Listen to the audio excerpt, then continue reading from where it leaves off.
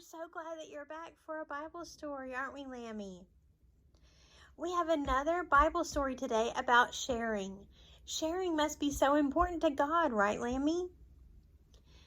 He talks about it so often in His Word, and we've learned several stories about sharing, and last week we talked about how a woman shared with the prophet her home.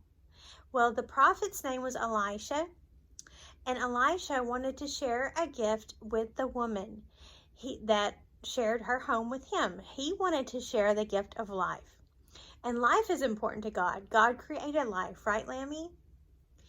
So Elisha loved the room that the woman had her husband to build onto their house.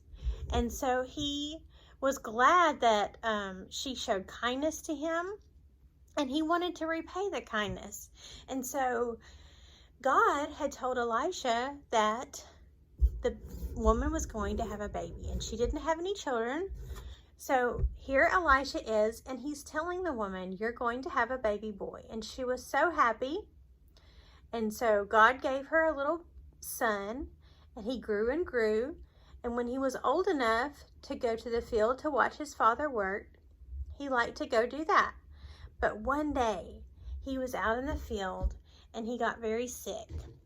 He was watching his father work, and I don't know if he just got too hot. I don't really know what happened, but he got sick, and so his father told one of the workers to take the little boy to his mother. And here's the little boy. He's laying in bed, and I'm sure that his mom tried to make him feel better. She probably maybe got him a cool washcloth to put on his head, like so many times our moms do. And our moms try to take good care of us, don't they, Lammy? And we just celebrated Mother's Day, and we didn't even talk about that. But I hope you all told your mothers how glad you are that they take care of you, and you told them thank you for all the hard work they do, making sure we have meals to eat and just taking care of us every day. So the little boy's mother, she tried to make him feel better. She probably tried to hold him and rock him like our moms do whenever we don't feel well.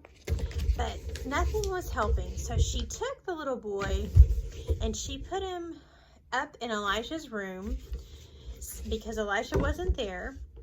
And she put him on Elisha's bed.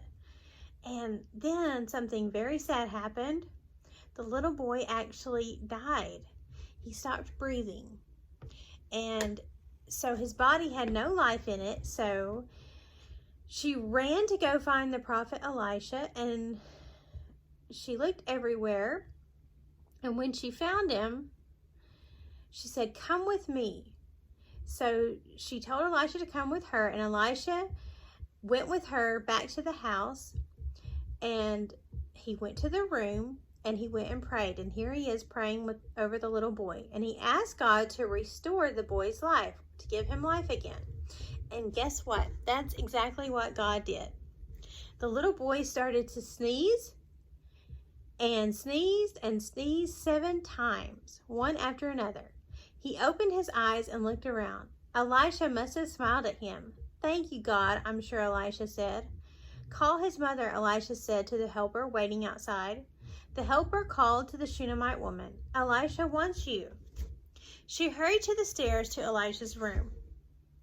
"Take your son," Elisha said.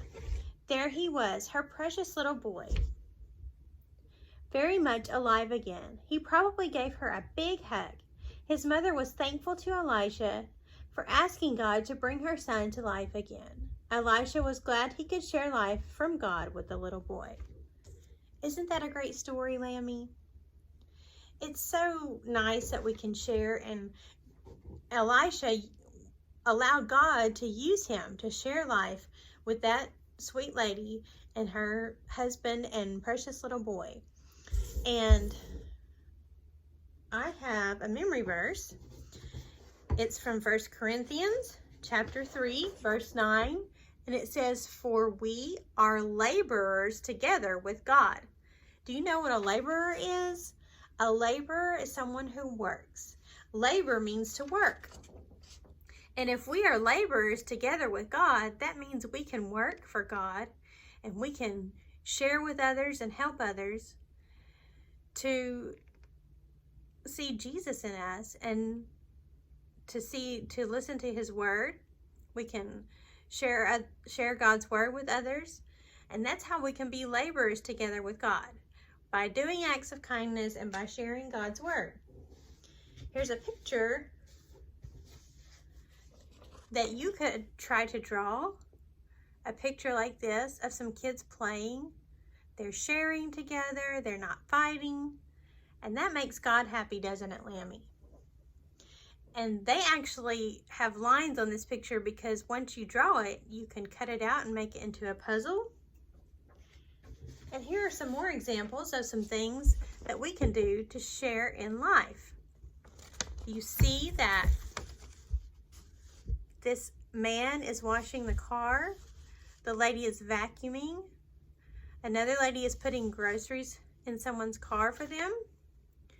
Down here we have a girl that's cleaning, a boy that's washing a car, and then another boy that's carrying groceries. So these are just some ways that we can share in life. We can help others, and that makes God happy, doesn't it, Lammy? And our memory verse once again is, for we are laborers together with God. 1 Corinthians chapter 3, verse 9. Let's sing our song one more time, and then we'll see you next time. Do you remember the song, Lammy? Okay. I share with you, you share with me. We learn and play so happily. This is what Jesus wants us to do.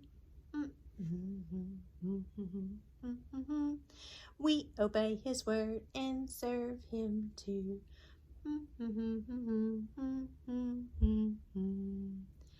Good job. Bye-bye. We'll see you next time.